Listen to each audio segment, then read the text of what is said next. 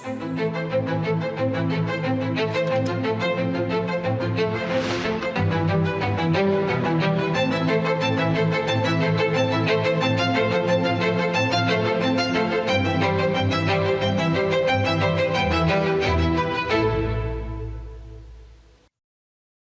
దేశవాసులారా, నమస్కారం. ఈ నెల మన్ కీ బాత్కు మరోసారి అందరికీ స్వాగతం. నవంబర్ నెల ఎన్నో స్ఫూర్తులను తీసుకువచ్చింది. కొద్ది రోజుల క్రితం నవంబర్ 26న రాజ్యాంగ దినోత్సవం సందర్భంగా సెంట్రల్ హాల్లో ఒక ప్రత్యేక కార్యక్రమం జరిగింది. వందే మాతరానికి 150 ఏళ్లు నిండగా దేశంలో జరగబోయే కార్యక్రమాలకు గొప్ప ప్రారంభం లభించింది. అయోధ్యలోని రామమందిరంపై నవంబర్ 25న ధర్మధ్వజారోహణం జరిగింది. అదే రోజు కురుక్షేత్రంలోని జ్యోతిసర్లో పాంచజన్య స్మారకాన్ని ఆవిష్కరించడం జరిగింది. మిత్రులారా, కొద్ది రోజుల క్రితమే నేను హైదరాబాద్లో ప్రపంచంలోనే అతిపెద్ద లీఫ్ ఇంజిన్ MRO ఫెసిలిటీని ప్రారంభించాను. ఎయిర్ క్రాఫ్ట్ల మెయింటెనెన్స్, రిపేర్ మరియు ఓవర్హాల్ రంగంలో భారతదేశం యొక్క చాలా పెద్ద ముందడుగు ఇది. గత వారం ముంబైలో జరిగిన ఒక కార్యక్రమంలో INS మహేను భారత నౌకాదళంలోకి ప్రవేశపెట్టారు. గడిచిన వారంలోనే భారతదేశ స్పేస్ ఎకోసిస్టమ్కు స్కై రూట్ ఇన్ఫినిటీ క్యాంపస్ కొత్త ఊపును ఇచ్చింది. ఇది భారతదేశం యొక్క కొత్త ఆలోచనకు, ఇన్నోవేషన్కు, యూత్ పవర్కు ప్రతిబింబంగా నిలిచింది. మిత్రులారా, వ్యవసాయ రంగంలో కూడా దేశం గొప్ప విజయాన్ని సాధించింది. భారతదేశం 357 మిలియన్ టన్నుల ఆహార ధాన్యాల ఉత్పత్తితో ఒక చారిత్రాత్మక రికార్డును సృష్టించింది. 357 మిలియన్ టన్నులు. 10 సంవత్సరాల క్రితంతో పోలిస్తే భారతదేశ ఆహార ధాన్యాల ఉత్పత్తి 100 మిలియన్ టన్నులు పెరిగింది. క్రీడా ప్రపంచంలో కూడా భారతదేశ పతాకం ఎగిరింది. కొద్ది రోజుల క్రితమే భారతదేశానికి కామన్వెల్త్ క్రీడల ఆతిథ్యం కూడా లభిస్తుందని ప్రకటించబడింది. ఇవి గొప్ప విజయాలు. ఇది దేశానిది, దేశవాసులది. ఇక మన్ కీ బాత్ ఇటువంటి దేశ ప్రజల విజయాలను, ప్రజల సామూహిక ప్రయత్నాలను సామాన్య ప్రజల ముందుకు తీసుకురావడానికి ఒక అద్భుతమైన వేదిక. మిత్రులారా, మనసులో పట్టుదల ఉంటే, సామూహిక శక్తిపై, ఒక జట్టులా పనిచేయడంపై నమ్మకం ఉంటే, పడినా మళ్లీ లేచి నిలబడే ధైర్యం ఉంటే, అప్పుడు ఎంతటి కఠినమైన పనిలోనైనా విజయం ఖాయం అవుతుంది. శాటిలైట్లు, GPS సిస్టమ్ ఏవీ లేకుండా, నావిగేషన్ చేయడానికి సౌకర్యాలేమీ లేకుండా ఉన్న ఆ రోజులను ఊహించుకోండి.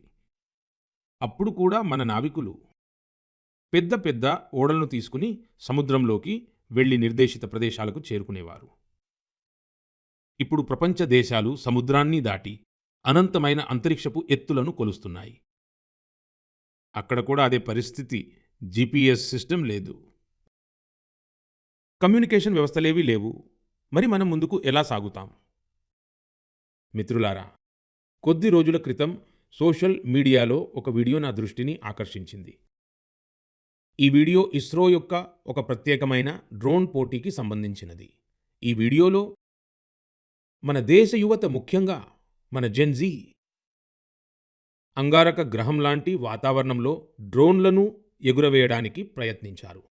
డ్రోన్లు ఎగిరేవి, కొన్ని సెకన్ల పాటు సరిగానే ఉండేవి. తర్వాత అకస్మాత్తుగా నేలపై పడిపోయేవి. ఎందుకో తెలుసా? ఎందుకంటే ఇక్కడ ఎగురుతున్న డ్రోన్లలో GPS సపోర్ట్ అస్సలు ఉండదు. అంగారక గ్రహంపై GPS ఉండటం సాధ్యం కాదు. అందువల్ల డ్రోన్కు బయటి నుంచి ఎటువంటి సంకేతాలు అందవు, గైడెన్స్ కూడా లభించదు. డ్రోన్ తన సొంత కెమెరాలు, ఇన్బిల్ట్ సాఫ్ట్వేర్ సహాయంతో ఎగరవలసి ఉంది.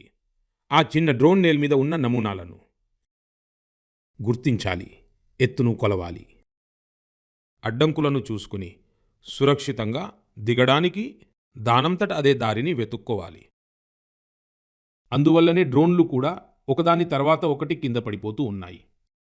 మిత్రులారా, ఈ పోటీలో ఒక పూణే యువ బృందం కొంతవరకు విజయం సాధించింది. వారి డ్రోన్ కూడా చాలాసార్లు పడింది, క్రాష్ అయింది. కానీ వారు ఓటమిని అంగీకరించలేదు. అనేక ప్రయత్నాల తర్వాత ఈ బృందం యొక్క డ్రోన్ అంగారక గ్రహ వాతావరణంలో కొంతసేపు విజయవంతంగా ఎగిరింది. మిత్రులారా, ఈ వీడియో చూస్తుంటే నా మనసులో మరో దృశ్యం మెదిలింది. చంద్రయాన్-2 మనతో సంపర్కం కోల్పోయిన ఆ రోజు. కొన్ని రోజుల పాటు దేశం, అలాగే కొంతసేపు శాస్త్రవేత్తలు నిరాశ చెందారు. కానీ మిత్రులారా, ఆ వైఫల్యం వారిని ఆపలేదు. అదే రోజు వారు చంద్రయాన్-3 విజయగాథను రాయడం ప్రారంభించారు. ఇదే కారణం. చంద్రయాన్-3 విజయవంతంగా ల్యాండింగ్ చేసినప్పుడు అది కేవలం ఒక మిషన్ విజయం మాత్రమే కాదు. అది వైఫల్యం నుండి పుట్టిన విశ్వాసం యొక్క విజయం. ఈ వీడియోలో కనిపిస్తున్న యువకుల కళ్ళలో నాకు అదే మెరుపు కనిపించింది. ప్రతిసారి నేను మన యువత యొక్క పట్టుదలని, శాస్త్రవేత్తల అంకితభావాన్ని చూసినప్పుడు నా మనసు ఉత్సాహంతో నిండిపోతుంది. యువత యొక్క ఈ పట్టుదలే వికసిత భారత్ యొక్క అతిపెద్ద శక్తి. నా ప్రియమైన దేశవాసులారా, మీ అందరికీ తేనె యొక్క మాధుర్యం తప్పకుండా పరిచయమే ఉంటుంది. కానీ తరచుగా మనకు ఇది తెలియదు. దాని వెనుక ఎంతమంది శ్రమ ఉందో, ఎన్ని సంప్రదాయాలు ఉన్నాయో, మరియు ప్రకృతితో ఎంత అందమైన సమన్వయం ఉందో. మిత్రులారా, జమ్మూ కాశ్మీర్లోని పర్వత ప్రాంతాలలో వన తులసి అంటే సులాయ్. సులాయ్ పువ్వుల నుండి ఇక్కడి తేనెటీగలు చాలా చక్కని తేనెను తయారు చేస్తాయి. అది తెలుపు రంగు తేనె. దీనిని రాంబన్ సులాయ్ హనీ అని పిలుస్తారు. కొన్ని సంవత్సరాల క్రితమే రాంబన్ సులాయ్ హనీకి జిఐ ట్యాగ్ లభించింది.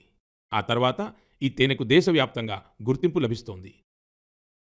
మిత్రులారా, దక్షిణ కన్నడ జిల్లాలోని పుత్తూరులోని వృక్ష సంపద తేనె ఉత్పత్తికి అత్యుత్తమమైనదని అంటారు. ఇక్కడ గ్రామజన్య అనే రైతు సంస్థ ప్రకృతి ప్రసాదించిన ఈ బహుమతికి కొత్త దిశను చూపిస్తోంది. గ్రామజన్య ఇక్కడ ఒక ఆధునిక ప్రాసెసింగ్ యూనిట్ను, ల్యాబ్ను ఏర్పాటు చేసింది. బాట్లింగ్, స్టోరేజ్ మరియు డిజిటల్ ట్రాకింగ్ వంటి సౌకర్యాలు జోడించారు. ఇప్పుడు ఇదే తేనె బ్రాండెడ్ ఉత్పత్తిగా మారి గ్రామాల నుండి నగరాలకు చేరుతోంది. దీనివల్ల 2,500కు పైగా రైతులకు ప్రయోజనం చేకూరింది. మిత్రులారా, కర్ణాటకలోని తుమకూరు జిల్లాలో శివగంగ కాళింజియా అనే సంస్థ యొక్క ప్రయత్నం కూడా చాలా ప్రశంసనీయం. వీరి ద్వారా ఇక్కడ ప్రతి సభ్యునికి ప్రారంభంలో 2 బీ బాక్స్లు ఇవ్వబడతాయి. ఇలా ఈ సంస్థ ఎందరో రైతులను తమ ప్రచారంలో భాగస్వాములను చేసింది. ప్రస్తుతం ఈ సంస్థలోని రైతులు కలిసి తేనెను తీసి చక్కటి ప్యాకేజింగ్ చేసి స్థానిక మార్కెట్కు చేరవేస్తున్నారు. దీనివల్ల వారికి లక్షల్లో ఆదాయం కూడా వస్తోంది. ఇలాంటిదే ఒక ఉదాహరణ నాగాలాండ్లోని క్లిఫ్ హనీ హంటింగ్. నాగాలాండ్లోని చోక్లాంగన్ గ్రామంలో చియామని యాంగన్ తెగవారు శతాబ్దాలుగా తేనెను సేకరించే పని చేస్తున్నారు. ఇక్కడ తేనెటీగలు చెట్ల మీద కాకుండా ఎత్తైన కొండలపై తమ గూళ్లను కట్టుకుంటాయి. అందువల్ల తేనెను తీసే పని కూడా చాలా ప్రమాదకరమైనది. అందుకే ఇక్కడి ప్రజలు ముందుగా తేనెటీగలతో సౌమ్యంగా మాట్లాడతారు, వాటి అనుమతి తీసుకుంటారు. ఈరోజు తాము తేనెను తీసుకోవడానికి వచ్చామని వాటికి చెబుతారు. ఆ తర్వాత తేనెను తీస్తారు. మిత్రులారా, ఈరోజు భారతదేశం తేనె ఉత్పత్తిలో కొత్త రికార్డులను సృష్టిస్తోంది. 11 సంవత్సరాల క్రితం దేశంలో తేనె ఉత్పత్తి 76,000 మెట్రిక్ టన్నులుగా ఉండేది. ఇప్పుడు అది 1,50,000 మెట్రిక్ టన్నులకు పైగా పెరిగింది. గడిచిన కొన్ని సంవత్సరాలలో తేనె ఎగుమతి కూడా 3 రెట్ల కంటే ఎక్కువగా పెరిగింది. హనీ మిషన్ కార్యక్రమం కింద ఖాదీ గ్రామోద్యోగ్ కూడా 2,25,000కు పైగా బీ బాక్సులను ప్రజలకు పంపిణీ చేసింది. దీంతో వేలాది మందికి కొత్త ఉపాధి అవకాశాలు లభించాయి. అంటే దేశంలోని వివిధ ప్రాంతాలలో తేనె యొక్క మాధుర్యం పెరుగుతోంది. ఈ మాధుర్యం రైతుల ఆదాయాన్ని కూడా పెంచుతోంది. నా ప్రియమైన దేశవాసులారా, హర్యానాలోని కురుక్షేత్రంలో మహాభారత్ యుద్ధం జరిగింది. ఇది మనందరికీ తెలుసు. కానీ ఇప్పుడు మీరు ఆ యుద్ధ అనుభవాన్ని అక్కడి మహాభారత్ అనుభవ కేంద్రంలో కూడా ప్రత్యక్షంగా అనుభూతి చెందవచ్చు. ఈ అనుభవ కేంద్రంలో మహాభారత్ గాథను 3D light and sound show మరియు డిజిటల్ టెక్నిక్తో ప్రదర్శిస్తున్నారు. నేను నవంబర్ 25వ తేదీన కురుక్షేత్రం వెళ్ళినప్పుడు ఈ అనుభవ కేంద్రంలోని అనుభవం నన్ను ఆనందంతో నింపేసింది. మిత్రులారా, కురుక్షేత్రంలో బ్రహ్మ సరోవర్ వద్ద నిర్వహించిన అంతర్జాతీయ గీతా మహోత్సవంలో పాల్గొనడం కూడా నాకు చాలా ప్రత్యేకమైనది. ప్రపంచవ్యాప్తంగా ఉన్న ప్రజలు దివ్య గ్రంథమైన గీత నుండి ప్రేరణ పొందడం చూసి నేను చాలా ప్రభావితమయ్యాను. ఈ మహోత్సవంలో యూరప్ మరియు సెంట్రల్ ఆసియాతో సహా ప్రపంచంలోని అనేక దేశాల ప్రజలు పాల్గొన్నారు. ఈ నెల ప్రారంభంలో సౌదీ అరేబియాలో మొదటిసారిగా ఒక బహిరంగ వేదికపై గీతను ప్రదర్శించారు. యూరప్లోని లాట్వియాలో కూడా ఒక చిరస్మరణీయ గీతా మహోత్సవం నిర్వహించబడింది. ఈ మహోత్సవంలో లాట్వియా, ఎస్టోనియా, లిథువేనియా మరియు అల్జీరియా కళాకారులు ఉత్సాహంగా పాల్గొన్నారు. మిత్రులారా, భారతదేశపు గొప్ప సంస్కృతిలో శాంతి, కరుణా భావనలు సర్వోన్నతమైనవి. మీరు రెండవ ప్రపంచ యుద్ధాన్ని ఊహించుకోండి. నలువైపులా వినాశకరమైన భయానక వాతావరణం నెలకొని ఉన్నప్పుడు అటువంటి క్లిష్ట సమయంలో గుజరాత్లోని నవానగర్కు చెందిన జామ్ సాహెబ్ మహారాజా దిగ్విజయ్ సింహ్జీ చేసిన గొప్ప పని. అది ఈనాటికి మనకు స్ఫూర్తినిస్తుంది. ఆ సమయంలో జామ్ సాహెబ్ వ్యూహాత్మక కూటమి గురించి గాని, యుద్ధ వ్యూహం గురించి గాని ఆలోచించలేదు. బదులుగా ప్రపంచ యుద్ధం మధ్యలో ఎలా పోలిష్ యూదు పిల్లలను రక్షించాలనేది ఆయన ఆందోళన. ఆయన అప్పుడు గుజరాత్లో వేలాది మంది పిల్లలకు ఆశ్రయం కల్పించి కొత్త జీవితాన్ని ప్రసాదించారు. ఇది నేటికి ఒక ఉదాహరణగా నిలిచిపోయింది. కొద్ది రోజుల క్రితం దక్షిణ ఇజ్రాయెల్లోని మోషవ్ నెవాటింలో జామ్ సాహెబ్ విగ్రహాన్ని ఆవిష్కరించారు. ఇది చాలా విశిష్టమైన గౌరవం. గతేడాది పోలెండ్లోని వార్సాలో జామ్ సాహెబ్ స్మారక చిహ్నం వద్ద శ్రద్ధాంజలి ఘటించే భాగ్యం నాకు లభించింది. ఆ క్షణం నాకు చిరస్మరణీయంగా ఉంటుంది. నా ప్రియమైన దేశవాసులారా, కొద్ది రోజుల క్రితం నేను సహజ వ్యవసాయంపై ఒక భారీ సదస్సులో పాల్గొనడానికి కోయంబత్తూరు వెళ్ళాను. దక్షిణ భారతదేశంలో సహజ వ్యవసాయంపై జరుగుతున్న ప్రయత్నాలను చూసి నేను చాలా ప్రభావితుడనయ్యాను. ఎందరో యువత, ఉన్నత అర్హతలు కలిగిన నిపుణులు ఇప్పుడు సహజ వ్యవసాయ రంగాన్ని ఎంచుకుంటున్నారు. నేను అక్కడి రైతులతో మాట్లాడాను, వారి అనుభవాలను తెలుసుకున్నాను. సహజ వ్యవసాయం భారతదేశపు ప్రాచీన సంప్రదాయాలలో ఒక భాగం మరియు భూమాతను రక్షించడానికి దీన్ని నిరంతరం ప్రోత్సహించడం మనందరి కర్తవ్యం. మిత్రులారా, ప్రపంచంలోనే అత్యంత పురాతన భాష మరియు ప్రపంచంలోని అత్యంత పురాతన నగరాలలో ఒకటి. ఈ రెండింటి సంగమం ఎల్లప్పుడూ అద్భుతంగా ఉంటుంది. నేను కాశీ తమిళ సంగమం గురించి మాట్లాడుతున్నాను. డిసెంబర్ 2వ తేదీ నుండి కాశీలోని నమోఘాట్లో గాల్గవ కాశీ తమిళ సంగమం ప్రారంభం కాబోతోంది. ఈసారి కాశీ తమిళ సంగమం యొక్క థీమ్ చాలా ఆసక్తికరంగా ఉంది. లెర్న్ తమిళ్, తమిళ్ కర్కలం, కాశీ తమిళ సంగమం. తమిళ భాషపై మక్కువ ఉన్న వారందరికీ ఇది ఒక ముఖ్యమైన వేదికగా మారింది. కాశీ ప్రజలతో మాట్లాడినప్పుడల్లా కాశీ తమిళ సంగమంలో భాగం కావడం తమకు ఎంతో ఆనందమని వారు ఎప్పుడూ చెబుతారు. వారికి కొత్త విషయాలు నేర్చుకోవడానికి మరియు కొత్త వ్యక్తులను కలవడానికి అవకాశం లభిస్తుంది. ఈసారి కూడా కాశీ వాసులు పూర్తి ఉత్సాహంతో తమిళనాడు నుండి వచ్చేవారికి స్వాగతం పలకడానికి చాలా ఆసక్తిగా ఉన్నారు. మీరందరూ తప్పకుండా కాశీ తమిళ సంగమంలో భాగం కావాలని నేను కోరుతున్నాను. దీనితో పాటు మరిన్ని అటువంటి వేదికల గురించి కూడా ఆలోచించండి. వాటి ద్వారా ఏక్ భారత్ శ్రేష్ఠ భారత్ స్ఫూర్తి బలోపేతం అవుతుంది. ఇక్కడ నేను మరోసారి చెప్పాలనుకుంటున్నాను, తమిళ్ కళాచారం ఉయర్వాణద, తమిళ్ మోలి ఉయర్వానద తమిళ్ ఇండియావిన్ పేరుమిదం. ప్రియమైన ప్రజలారా, భారత రక్షణ వ్యవస్థకు బలం చేకూరినప్పుడు ప్రతి భారతీయుడు గర్వపడతాడు. గత వారం ముంబైలో భారత నౌకా దళంలోకి ఐఎన్ఎస్ మాహేను ప్రవేశపెట్టారు. కొంతమందిలో దీని స్వదేశీ డిజైన్ గురించి చాలా చర్చ జరిగింది. అదే సమయంలో పుదుచ్చేరి మరియు మలబార్ తీర ప్రజలు దాని పేరుకే సంతోషించారు. వాస్తవానికి దీనికి మాహే అనే పేరు ఆ ప్రదేశం మాహే పేరు మీద పెట్టబడింది. దానికి గొప్ప చారిత్రక వారసత్వం ఉంది. కేరళ మరియు తమిళనాడుకు చెందిన చాలామంది ప్రజలు ఈ యుద్ధ నౌక చిహ్నం ఉరుమి మరియు కలరిపేట్టు సాంప్రదాయకమైన వంగే కత్తిలా కనిపిస్తుందని గమనించారు. మన నౌకాదళం చాలా వేగంగా ఆత్మనిర్భరత వైపు అడుగులు వేయడం మనందరికీ గర్వకారణం. డిసెంబర్ 4వ తేదీన మన నౌకాదళ దినోత్సవాన్ని కూడా జరుపుకోబోతున్నాం. ఈ అవకాశం మన సైనికుల అద్వితీయమైన ధైర్య సాహసాలను మరియు పరాక్రమాన్ని గౌరవించే ఒక ప్రత్యేకమైన రోజు. మిత్రులారా, నేవీకి సంబంధించిన పర్యాటకంపై ఆసక్తి ఉన్నవారికి మన దేశంలో వారు సందర్శించి ఎన్నో విషయాలు నేర్చుకోవడానికి చాలా ప్రదేశాలు ఉన్నాయి. దేశ్ పశ్చిమ తీరంలో గుజరాత్లోని సోమనాథ్ సమీపంలో డయ్యూ అనే జిల్లా ఉంది.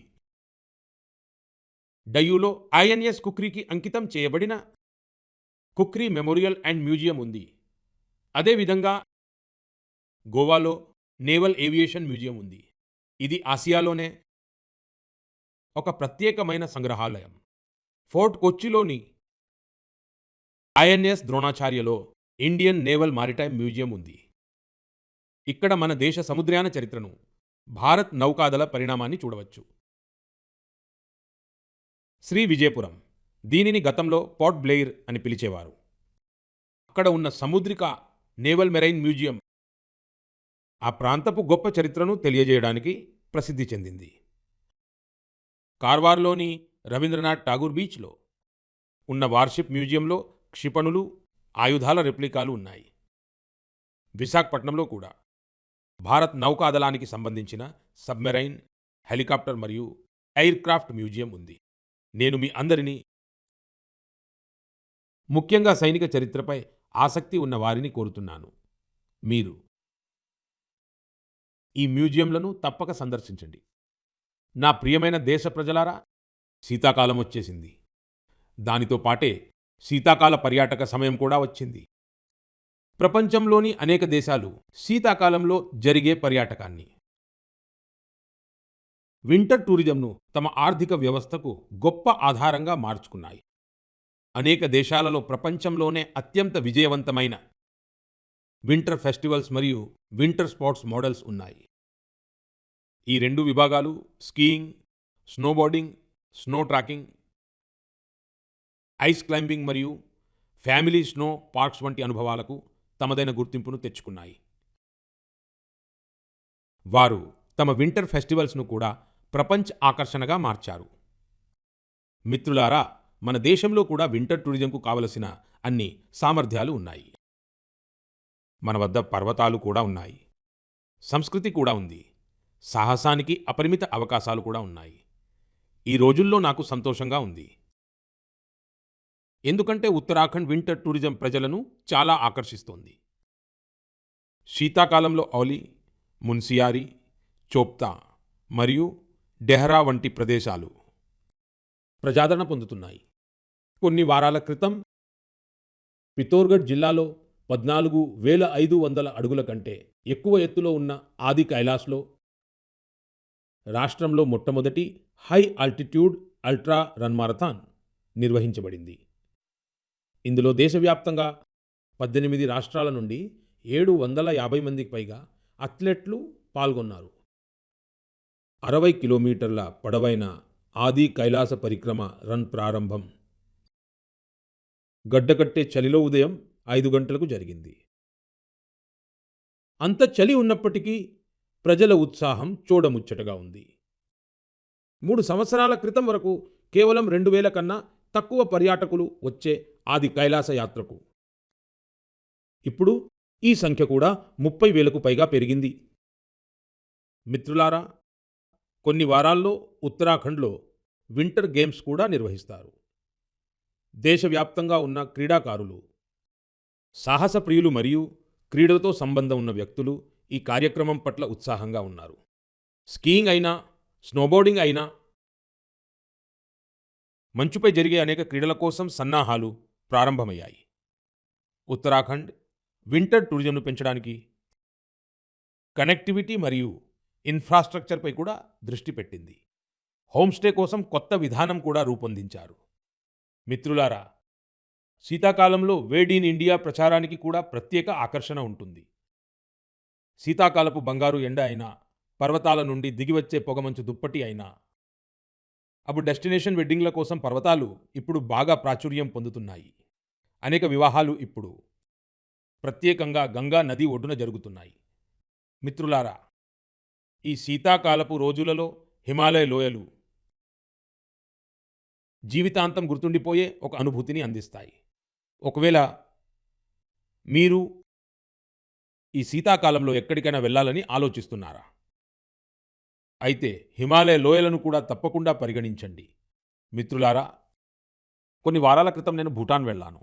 అటువంటి పర్యటనలో వివిధ రకాల సంభాషణలు మరియు చర్చలకు అవకాశం లభిస్తుంది. నా ఈ పర్యటనలో నేను భూటాన్ రాజు, ప్రస్తుత రాజుగారి తండ్రి, ఆయన కూడా గతంలో రాజుగా ఉన్నారు, అక్కడి ప్రధానమంత్రి మరియు ఇతర వ్యక్తులను కలిశాను.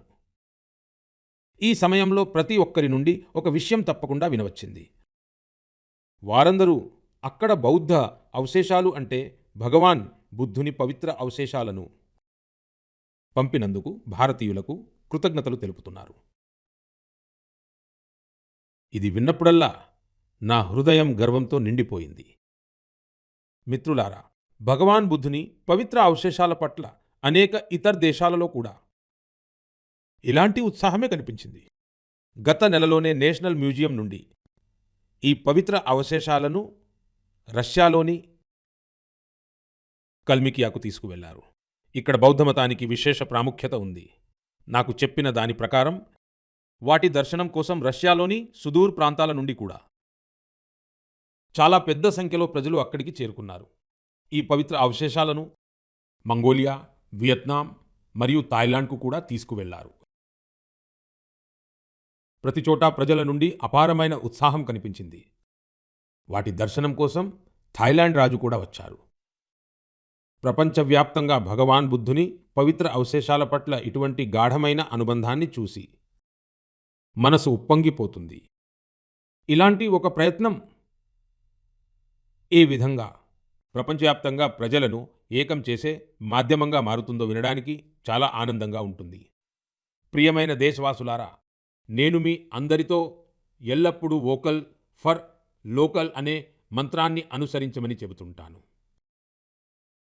కొద్ది రోజుల క్రితం G20 శిఖరాగ్ర సమావేశం సందర్భంగా ఎందరో ప్రపంచ నాయకులకు బహుమతులు ఇచ్చే విషయం వచ్చినప్పుడు నేను మళ్ళీ చెప్పాను, వోకల్ ఫర్ లోకల్. నేను దేశవాసుల తరఫున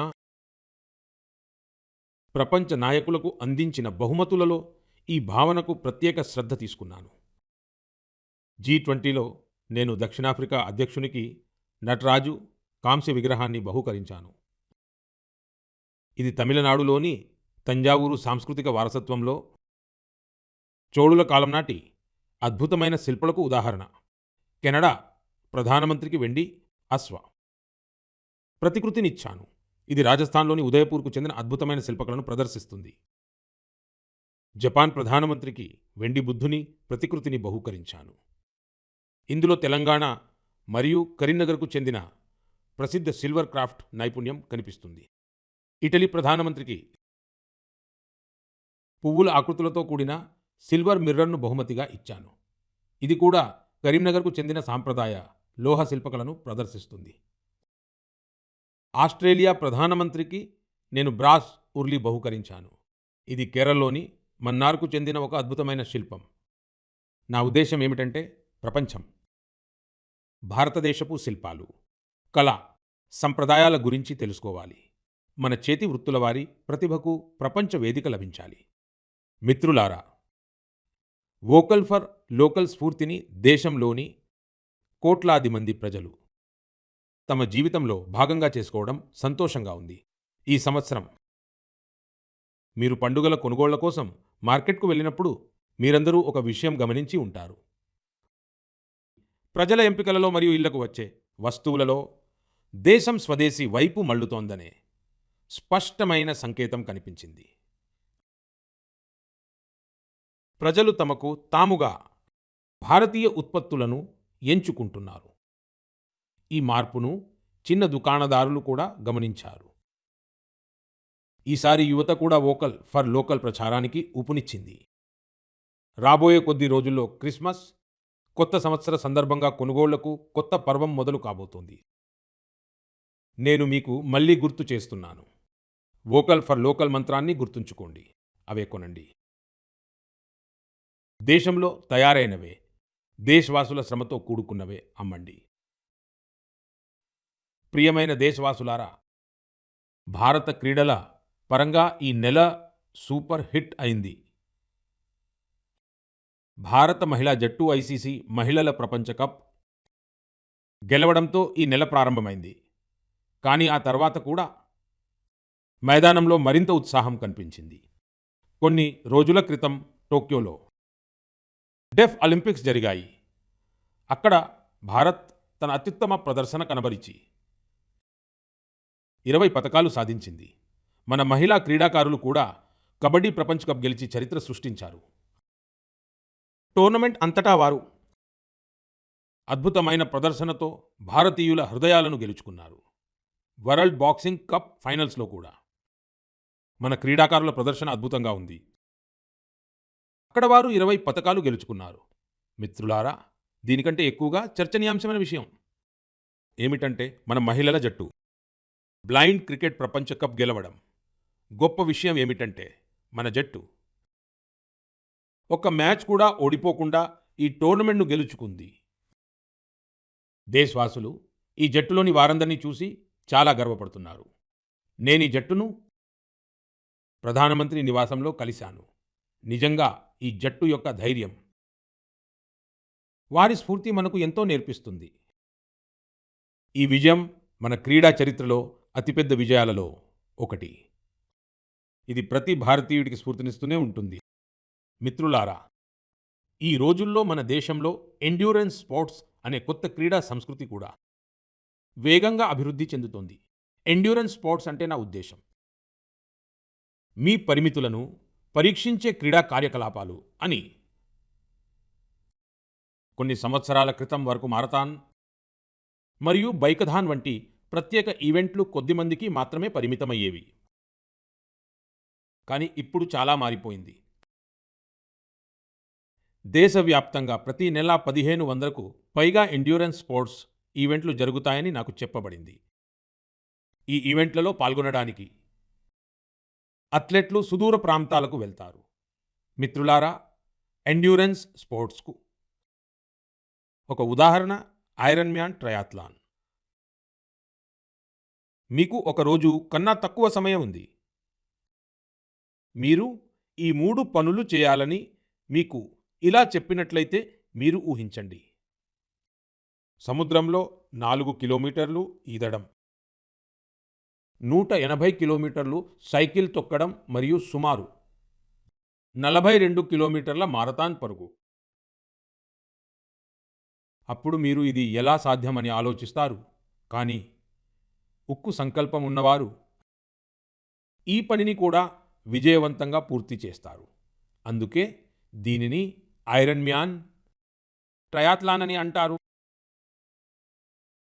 ఈ మధ్య గోవాలో ఇలాంటి ఒక కార్యక్రమం నిర్వహించబడింది.